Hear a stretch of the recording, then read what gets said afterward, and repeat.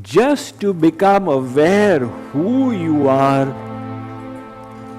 This made such a big difference to a person called Viktor Serebriakov of Austria in the 1950s.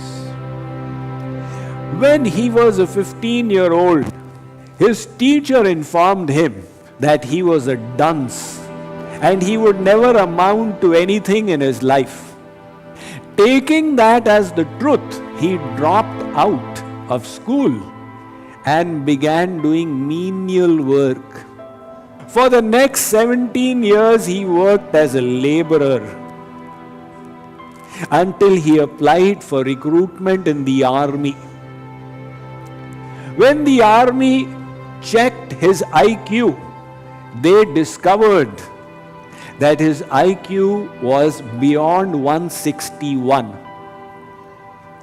Their scale was only up to 161. So you expect about 1 out of 10,000 people to go beyond that. That was the first time he realized he was not a dunce but a genius. That mere self-awareness transformed his life. He began learning and writing books on his specialty, which was the lumberjack business. He joined the Mensa. You are aware of the Mensa, the Society for the Super Intelligent. American Airlines carries their quiz in their in-house magazine. At that time, the worldwide membership of Mensa had dwindled to 4. He took over as the head of Mensa and remained its chairman for the next 40 years until death, lifting it up to be an organization of worldwide impact.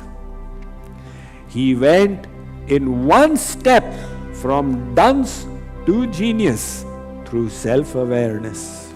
So I am telling you that become aware. You are not a bag of chemicals called this body.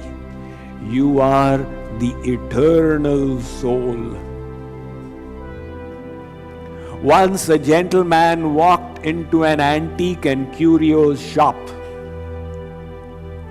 He asked the old and wise shopkeeper, "Sir, which is the most astonishing item in your shop? Which of the curios and antiques that are present here would be considered the most miraculous?" The old shopkeeper smiled and responded, "Sir, the most miraculous entity in this shop is none other than myself." How right he was. The human body is astonishing, and the soul is absolutely astounding.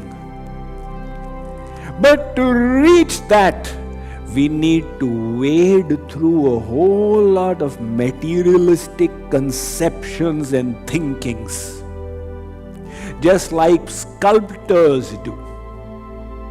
In the last 20th century in India, the most famous and accomplished sculptor has been Ram Kinkar Baij.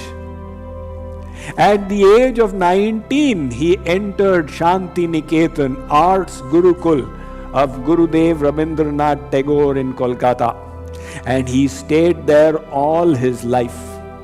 He made many masterpieces. One of them was a deity sculpture of the Buddha. One correspondent asked him, "How did you make this astonishing Buddha from a block of marble?" He said, "When I first saw the marble, I could see the Buddha in it.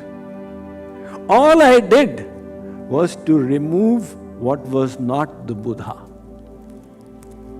That is the perspective of a sculptor. He can see beauty where you and I can see a chunk of stone. So to see the glory of the soul, reject the materialistic thinking. That is the real you.